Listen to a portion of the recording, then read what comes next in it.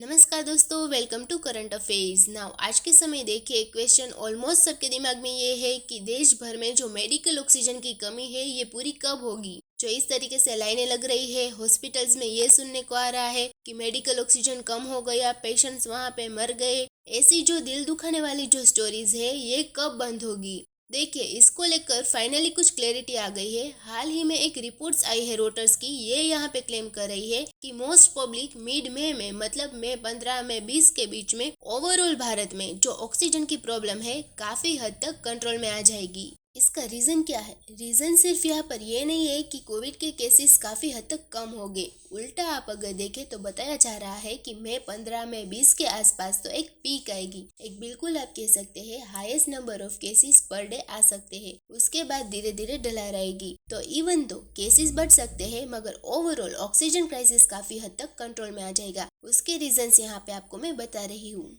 एक तो भारत में जो मेजर कंपनीज है जो प्रोड्यूस कर रही है मेडिकल ऑक्सीजन, इन्होंने अपनी प्रोडक्शन बहुत ज्यादा बढ़ा दी है। इसमें कुछ कंपनीज का नाम आपके सामने है। एक तो है लिंडे इंडिया, उसके अलावा एक और कंपनी है, यहाँ पर आप देख पाओगे आइनॉक्स एयर प्रोडक्ट्स। आज के समय इंडिया में मेजोरिटी जो मेडिकल ऑक्सीजन प्रोड्यूस किया जा रहा है ये दो कंपनीज ही प्रोड्यूस कर रही है। नाउ इन सब के अलावा ये भी हम देख रहे हैं कि हमारे यहाँ जो बहुत सारे स्टील प्लांट्स है, जो रिफाइनरीज है, वहां पर भी जो नाइट्रोजन पहले प्रोड्यूस होता था वो प्रोडक्शन रोक कर अब ऑक्सीजन प्रोड्यूस किया जा रहा है। और इस पहल में सबसे आगे है आज के समय रिलायंस। रिलायंस फाउंडेशन ने देखो हाल ही में प्राउडली ये बोला है कि आज के समय ये लोग प्रोड्यूस कर रहे हैं 1000 metric ton of medical grade liquid oxygen per day. इसका मतलब देखो यहाँ पर ये है कि देश में ओवरऑल जो टोटल प्रोडक्शन है उसका 11% प्रोड्यूस कर रहा है रिलायंस फाउंडेशन। इवन दो इनका कहीं से भी दूर दूर से आप कह सकते हैं रिलेशन था नहीं मेडिकल ऑक्सीजन से। रिलायंस कभी भी एक मेडिकल ऑक्सीजन का प्रोड्यूसर था नहीं, मगर तब भी आज के समय आप अगर देखो तो 10 में से एक जो कोविड पेशेंट है भारत में जिसको ऑक्सीजन की आवश्यकता है, उसको ऑक्सीजन आज के समय मिल रहा है फ्रॉम रिलायंस फाउंडेशन।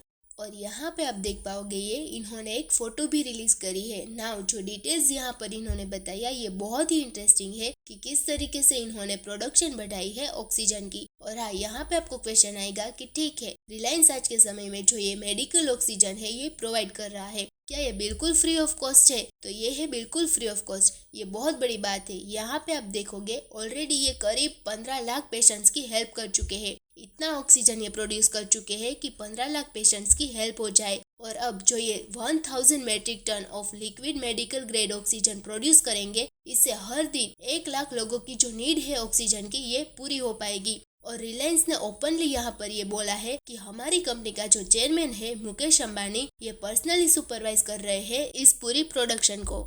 ना यहाँ पे आप कहेंगे पर्सनली ये क्यों यहाँ पे सुपरवाइज कर रहे हैं? क्योंकि जो ये काम है देखिए बहुत ही ज्यादा ट्रिकी है। यहाँ पर रिलायंस ने एडमिट किया है प्रायर टू दिस पेंडेमिक, इस पेंडेमिक से पहले रिलायंस कभी भी मेडिकल ग्रेड लिक्विड ऑक्सीजन का प्रोड्यूसर नहीं था। मगर हमारे जो इंजीनियर्स थे इन्होंने बहुत ही जल्दी जो हमारी मशीन है इनको अलग तरीके से यूज करने का तरीका ढूंढ लिया। और आज के समय जिन मशीन से ये लोग अलग करते थे नाइट्रोजन, वहाँ पे ये प्रोड्यूस कर रहे हैं ऑक्सीजन। और देखिए यहाँ पर ये लोग ये भी कह रहे हैं कि medical grade liquid oxygen this has to be produced in liquid form at -183 degree Celsius with almost 99.5% purity. Now इस सब का क्या मतलब है? मेडिकल ऑक्सीजन प्रोड्यूस करना इतना मुश्किल क्यों है? देखिए, पहली बात तो आपको समझना होगा, जो भी ये यहाँ पर यूज कर रहे हैं मेडिकल ग्रेड ऑक्सीजन, ये प्रोड्यूस किया जा रहा है फ्रॉम जामनगर। जामनगर में आपको पता होगा रिलायंस की ट्विन ऑयल रिफाइनरीज आपको यहाँ पर मिलेगी। अब वैसे आप यहाँ पर देखो ऑयल रिफाइनरीज को, तो ये लोग मेन प्रोडक्शन करते हैं नाइट्रोजन की। मैंने आपको एक वीडियो में बताया था कि आप अगर अपने आसपास की एयर देखो तो यहाँ पे आपको मिलेगा 78% नाइट्रोजन, 20% ऑक्सीजन और फिर 1-2% बाकी कुछ आपको गैसेस मिलेगी। इस ज्ञान को बाद में बहुत सुकॉल रिसर्च सेंटर ने कॉपी कर करके बहुत सारी वीडियोस बनाई है, मगर ये बहुत बेसिक बात है। ये बात आपके साथ शेयर करी थी सबसे पहले 25 अप्रैल को। नाउ एज्यूम कर लो कि एक आदमी बिल्कुल हेल्दी है, उसको कोविड वगैरह कुछ नहीं हो रखा, तो वो आराम से ये जो हवा है इसको ब्रीथ कर सकता है। फॉर एग्जाम्पल, आप आराम से ब्रीथ कर सकते हैं हवा को। आपकी लंग्स आराम से यहाँ पे नाइट्रोजन अलग कर देगा, ऑक्सीजन यहाँ पे अलग कर देगा, कोई इश्यू नहीं आएगा। मगर एक आदमी को जब कोविड हो जाता है, उसकी बॉडी काफी हद तक कमजोर हो गई है, लंग्स काफी हद तक कमजोर हो गई है, तो इस टाइप की एयर उसकी लंग्स बर्दाश्त नहीं कर पाएगी। उसकी लंग्स को चाहिए होगी ऐसी हवा जहाँ पे प्योर ऑक्सीजन हो। तो देखो, नाइट्रोजन और आर्गन को ऑल टुगेदर रिमूव करना होता है मेडिकल ऑक्सीजन में। नाउ ये तो हो गया मेडिकल ऑक्सीजन का प्रोसेस। अब देखो, जो ऑयल रिफाइनरीज है ना, उनके उल्टा सिस्टम होता है। जो ऑयल रिफाइनरीज है जहाँ पे सऊदी अरेबिया या फिर यूएई, इराक, यहाँ से कच्चा तेल लाकर ऑयल रिफाइनरी में हम इसका बनाते हैं पेट्रोल, डीजल, बहुत सारे प्रोडक्ट्स। तो ऑयल रिफाइनरी में ऑक्सीजन का इतना यूज होता नहीं है, यहाँ पर यूज होता है नाइट्रोजन का। तो यहाँ पर क्या करते हैं, मशीन से जो आसपास की हवा है वहाँ पे ऑक्सीजन और आर्गन को रिमूव कर देते हैं और नाइट्रोजन को अलग करके यूज करते हैं फॉर इंडस्ट्रियल पर्पस।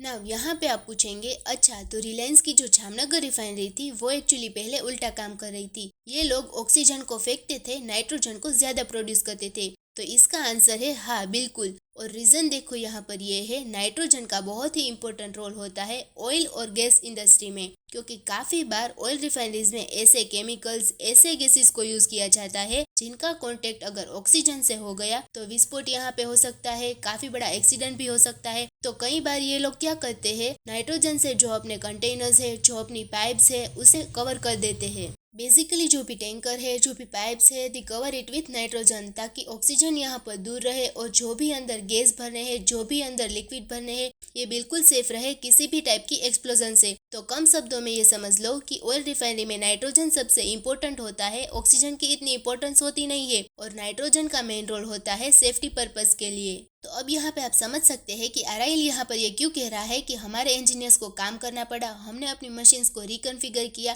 क्योंकि पहले जो मशीन ऑक्सीजन को फेंक रही थी, नाइट्रोजन को स्टोर कर रही थी, अब उस मशीन को नाइट्रोजन को फेंकना था, ऑक्सीजन को स्टोर करना था। तो ये रिलायंस ने बहुत ही जल्दी किया, और ऑब्वियस बात यह है कि इनको लॉस भी हुआ होगा इससे। इनके जो ओवरऑल ऑपरेशन है उस पे थोड़ा बहुत लॉस भी इनको हुआ होगा, मगर वो लॉस सहते हुए भी इन्होंने बहुत ही अच्छा एक एग्जाम्पल सेट किया है for the rest of India. और जो ये पैटर्न्स है रिलायंस का, एक्चुअली अब और भी बहुत सारी कंपनीज फॉलो कर रही है। पॉसिबिलिटी ये है कि बहुत सारी सरकारी कंपनियां भी इसी तरीके से लिक्विड ऑक्सीजन प्रोड्यूस करना स्टार्ट कर देगी। और जिस तरीके से भारत में ऑक्सीजन प्रोड्यूस हो रहा है, मेरा मानना है कि आराम से एक टाइम पे आकर मई महीने के अंत में आप देखेंगे, कोई बड़ी बात नहीं है कि भारत एक बार को लिक्विड मेडिकल ऑक्सीजन एक्सपोर्ट भी कर रहा हो आसपास के देशों को। तो इसी नोट के साथ वीडियो करते हैं खत्म। उम्मीद है यहाँ पे आपको काफी कुछ जानने को मिला होगा। Thank you for listening.